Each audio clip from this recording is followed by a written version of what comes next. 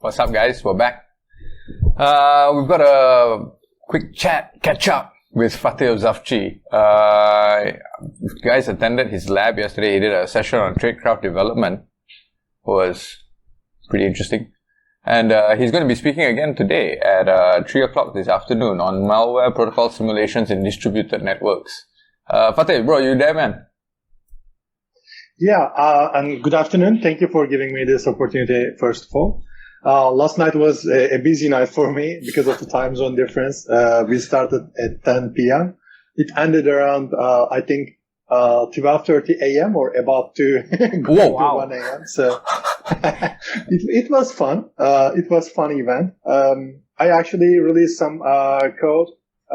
That's why I was actually preparing with that code and showing the how it works and etc. etc. Anyway, TBI is the repository. So yesterday we worked on it.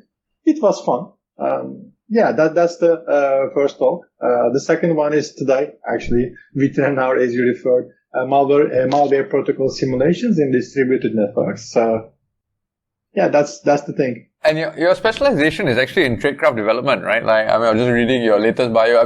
For the guys who don't know, right? You spoke in 2015, so we've known each other for quite a while, actually. But we haven't had you back at Hack in the Box since 2015, I believe. It was the last time you spoke, right? Yeah. In 2015, I have been in Singapore for Skype for Business Research. I have actually dropped 40 days in that call. I didn't, of course, release all the details, but I needed to drop as well. It was fun. For Skype for Business Research was good. It was 6 years ago. After that, I started working for some financial institutions. As they have some regulations, they didn't exactly allow me to talk about vulnerabilities, more like procedures and etc. So my direction changed from Hack in the Box to elsewhere. Recently, I joined the Missing Link. So it gives me additional consultancy options. So I'm currently using my adversary simulation skills as well as Tradecraft development skills for the clients. And they encourage me to actually release vulnerabilities and tools this time. So after 5 years, it's a change for me. That's why I recently started sharing my work with everyone as well. That's great, thank you for this opportunity. So everybody has it. The fact that people don't like their researchers releasing exploits, I don't know why that would be so, because, it's cool, man. So it's great. It's great to hear that, you've been able to do what you love and, get to enjoy it. Yeah. Thank you. So now that you've been in, I'm like everybody else, right? You've been in lockdown under COVID. How's things been with regards to work? Has a lot of things changed with the nature of work for you guys? That's an interesting question, because normally we don't speak about our private lives, but I'm quite open with that because in Melbourne, we stayed in lockdown for 8 months last year. 8 months, and that lockdown was actual lockdown, so we couldn't go out, we couldn't walk, only 1 hour of sport break, but that's it. So simply, it was a kind of restriction for us. And this year, interestingly, it's back because of the Sydney. Sydney had issues. Mm-hmm. That's why they have some case numbers going up. That's why we are in lockdown. Actually, for almost 1.5 months, we were in lockdown. I'm still in lockdown after 9 p.m. It turns to curfew. That's why I try to focus on a couple of things. One is adversary development. That was good for me. That's why I'm trying to make everything available to everyone, as well as keeping their licenses in MIT and BSD-like licenses, so they can repurpose and use in several different ways to uplift the defense and offense. Also, I worked in a couple of things. In addition to my study, I started a master of cybersecurity, which helped me to keep my mental health and focus on some university stuff. Also, I adopted a dog. That's another nice. development. So, what kind of dog? I'm keeping all together like that. Anyway, Srivat, you got a question for Fatih? Not really, but do you want to just give us, do you want to tell us what your talk is going to be about? Talk after this. Sure. Yeah, so you could give the audience a sneak peek of it. During my study in Master of Cybersecurity, University of New South Wales, I realized that cyber analytics is having that actually study area has difficulties regarding the malware traffic generation or malware or adversary simulations. The reason being is actually they have no access to most of our tools. Even though we assume that everybody has GitHub repository access, everybody has commercial tools, the real world doesn't like this, and they almost hate almost all offensive researchers for a couple of reasons, because our tools are used by adversaries, and some of the commercial tools are not available to analytics and defense people. For example, as a defense company, you can't actually buy Cobalt Strike. They don't allow you to buy it. If you are an offensive company or something like that, you have access to. But adversaries always have this type of access. They can retrieve the files and they can move on and etc. So this was a kind of dilemma for me, and I changed my direction to actually simulating those adversary behaviors safely. I was actually developing some adversary packs for people to simulate all those activities safely, and even I have developed a tool called TESAT, which is actually generating malware traffic with an implant, and that implant is quite friendly because it doesn't have any hostile capabilities. It only replicates the traffic you shared with that or you designed like a profile. The features are slightly easy to use using a graphical user interface like Cobalt Strike, Covenant, or Mythic, and etc. Define a profile for the service and then generate the service, the command and control service, and generate an implant for it. It was simple like that. When you make it complicated, you can actually distribute this to your, let's say, more complex networks. That includes VPCs in cloud, data centers, hypervisor networks, and etc. Moreover, you may need multiple protocols to simulate there. So TESAT is most friendly version of it. I also identified one more weakness there. Even though they understand some of our tools, especially defense people, they are pretty good to uplift the defense, but they need guidance because they have threat intelligence reports. They have tools, but they don't actually connect them together. That's why I decided to generate another adversary simulation pack last year. This was called TA505 Plus. So simply TA505 Active Adversary was targeting Australia those days. So we simply changed our point of view when I said that what if we improve all of our network, just like going to 1 year later, everything is cutting edge. All defense products are up. For example, Windows Defender, Office 2019, Sandbox enabled in Office, some software policies, everything is set. So what could they do? With that assumption, I developed an adversary simulation pack for them. And I actually supplied this pack as a kind of ready-to-go simulation. And it worked well. And after that, actually, I have received some positive feedback. As a result, this TESAT malware traffic generation tool has been developed. I released 2 white papers for it to explain how it works, how we can make it safe. But depending on defense level, if you are an incident responder or digital forensics level technical person, you can use the adversary simulation pack and PATAC or the blind implantment I released yesterday. Or if you are cyber analytics, looking for a safe tool to simulate traffic or train your product, then TESAT is your answer. So I combined all of those in my talk. I will try to explain everything to the defense people at different levels, giving some demonstrations. But the talk is, of course, limited with 1 hour. But even one demo is 40 minutes. So wow. I actually linked that one. Cool, man. Hey, how many people are developing this tool, man? Is it just you, or do you have a team of developers, or? Actually, I am alone. That helps me to learn faster. Okay. But I'm keeping all the tools open, as well as I invite people to contribute those projects. But everybody is releasing C2s, command and control suites and implants. So it is easy to see a lot of people contributing or changing the codes. But this doesn't mean that they necessarily share it with me. That's why I don't receive a lot of pull requests. But I receive feedback. That is actually my motivation is that one. Because I receive feedback. People say that I use this tool in my defense product against this and this and this. It didn't work. Can you please tune this up? Or I use this adversary simulation pack, but it didn't work, and etc. So they, instead of submitting code, they feed me with ideas, requests, or some feedback. They say that, okay, your tool is so offensive. We couldn't get approval from the compliance. That was the actually most important criticism for Patak C2, because Patak C2 is a malware and C2 environment, and they say that no, we can't use this in our cyber analytics. Compliance doesn't allow us to run a malware. So I changed the approach, and Tesat is coming from there. So that is the work and how I communicate with the public and community and people. On the other hand, for development perspective, I learned through development.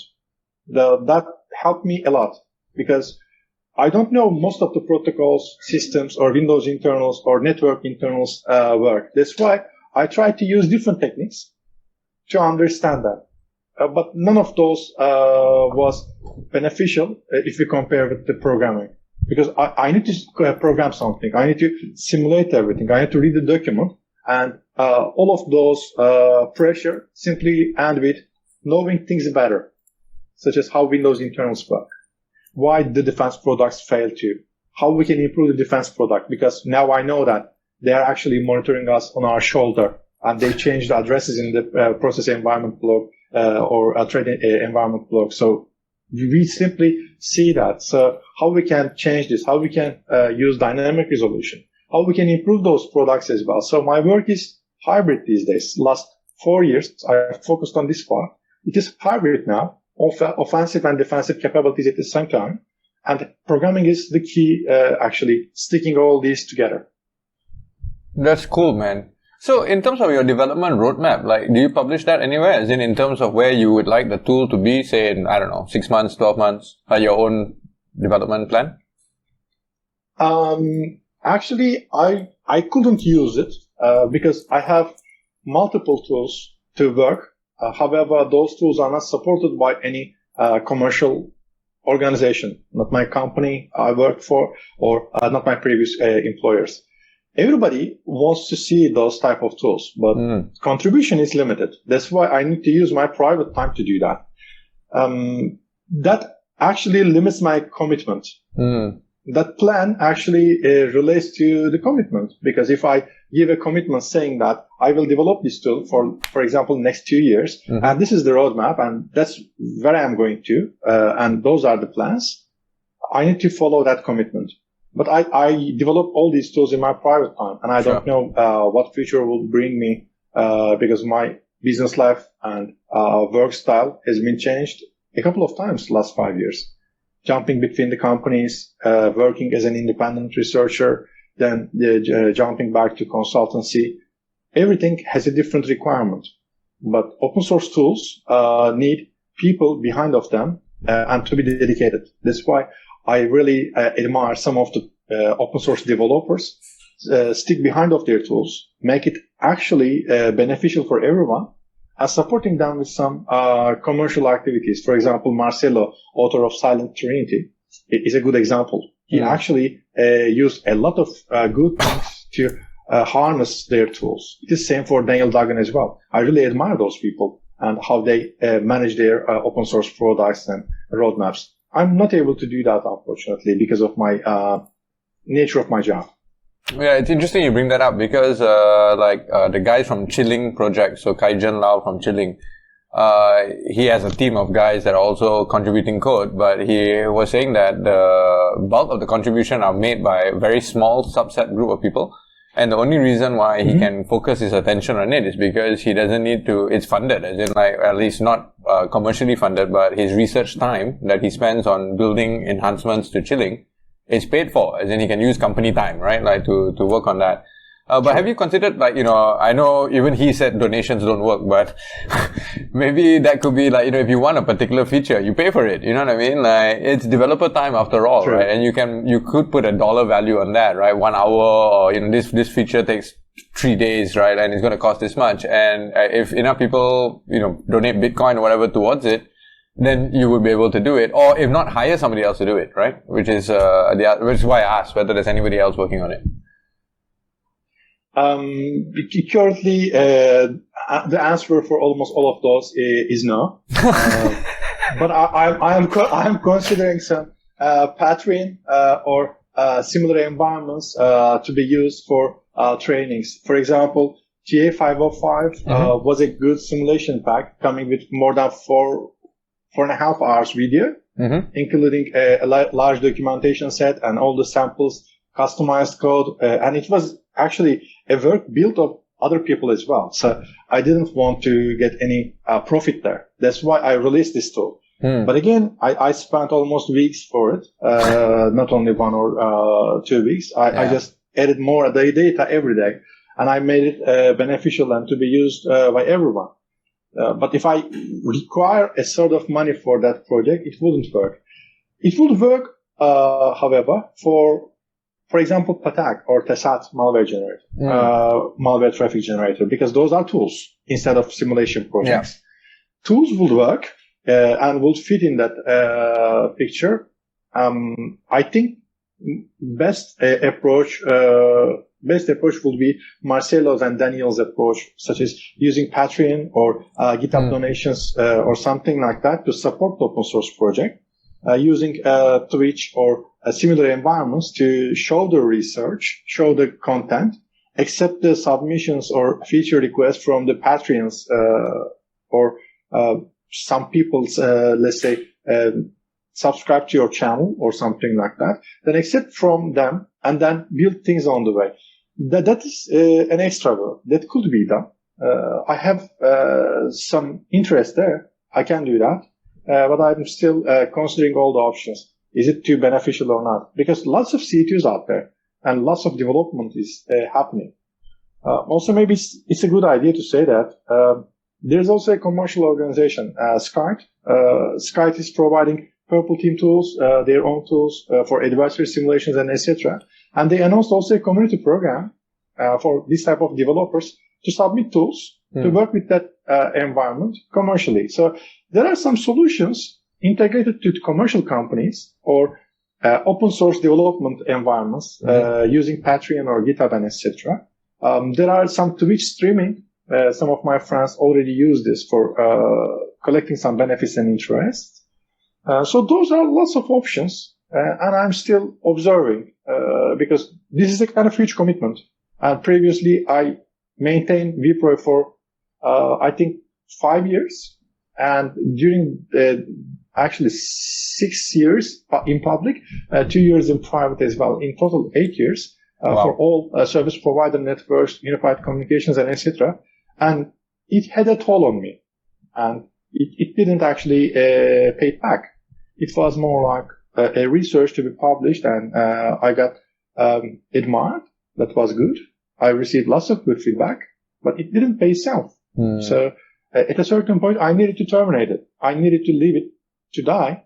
And today, even you can't use it because the Metasploit version has been drastically changed, and lots of things are irrelevant. And I still receive some emails saying that I want to use vPro against this type of VoIP environment or UAC environment and etc. And my answer is no, it doesn't work anymore. Find another tool. So who's currently pushing the? I mean, you talk about VoIP tools, right? Like, so who's taken up the role of building the next vPro? I mean, like, is anybody doing anything, or they just like forget about it? As far as I know, one or two other tools appear and they disappear as well. Sandro Guacci's SIGVicious is always there, but SIGVicious has lots of limitations. I haven't used commercial version of it. Sandro also provides that one. Maybe Sandro is an example. He's a good friend as well. So that is one. JS Nostrom has quit playing with Voiceover IP tools, and he's a Sans instructor now. So Jason will develop some tools. He had some tools for Link. Those days it was Link, then renamed as Skype for Business. I think also Mr. Sip developed by a Turkish development team. So Mr. Sip will be an alternative for it. But everything comes with a different point of view because developers are different. So there is no next viewport. There are additional and way more better, much better voice over IP tools out there. vPro is dead, simply. I let it die. I had to.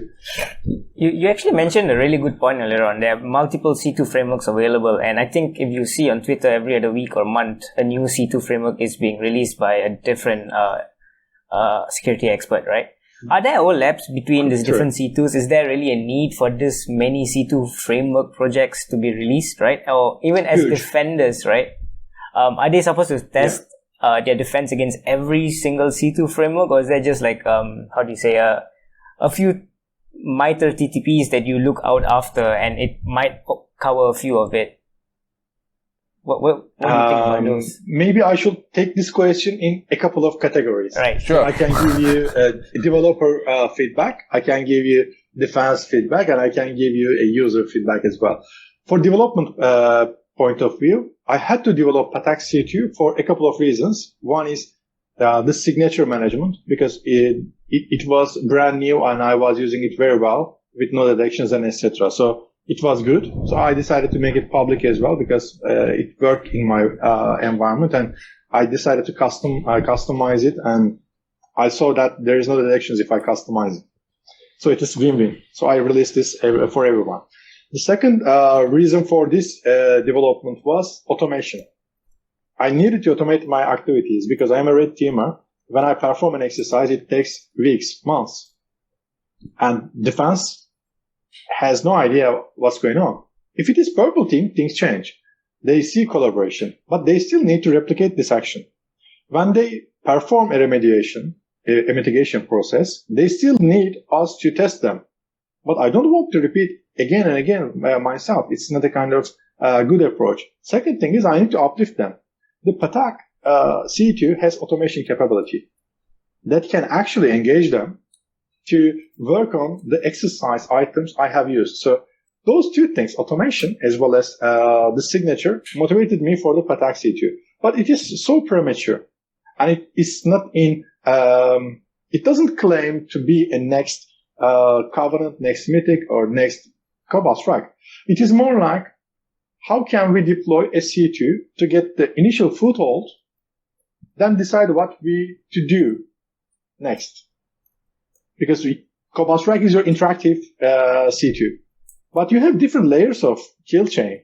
So Patak has a spot in the earlier compromise. Actually, the blind implantment I released yesterday is a good one. Actually, the repository is available in my GitHub. Also, the tool and the content has been released last night. TBI is the repository. So this blind implantment is not a C2.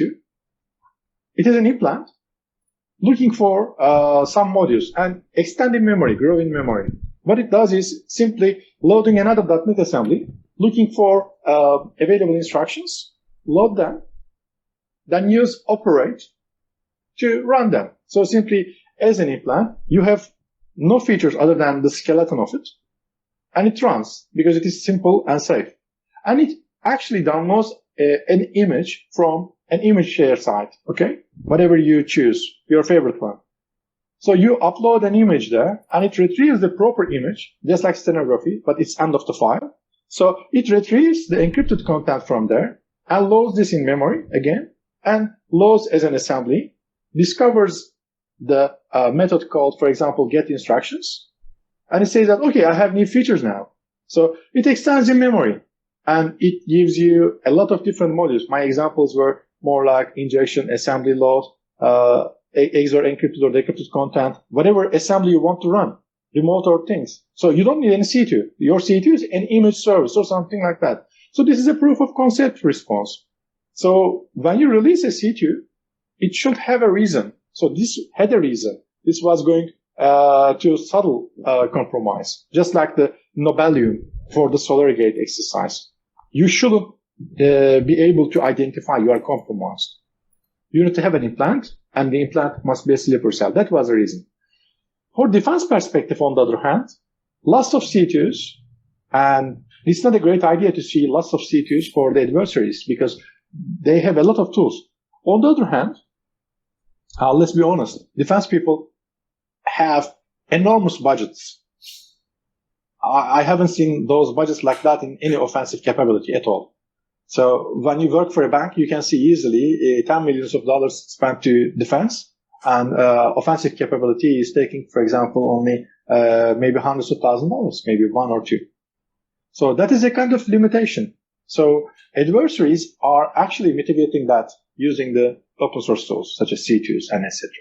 So defense people don't like it, but they don't actually contribute to the offensive people and try to make it improve together. They stick on their own area. That's why actually offensive people are not hybrid like me. They are more like red, full red, actually crimson red. That's why almost all tools are developed as an offensive point of view. One last thing, as a user, I really appreciate those tools because I use them and I try to admire the authors. I say that they are really good. I can easily see that Daniel Duggan or Ryan Cobb or Rafael Mach, they do a really great job. And there's a reason for every C2.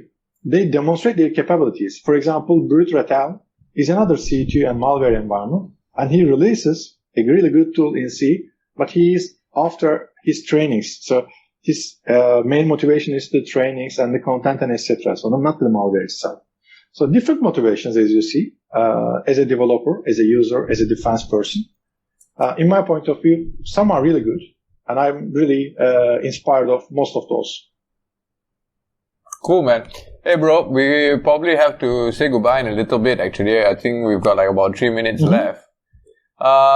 Just personally, do you have any plans to travel for the rest of this year, or no? Stay at home. I really love to.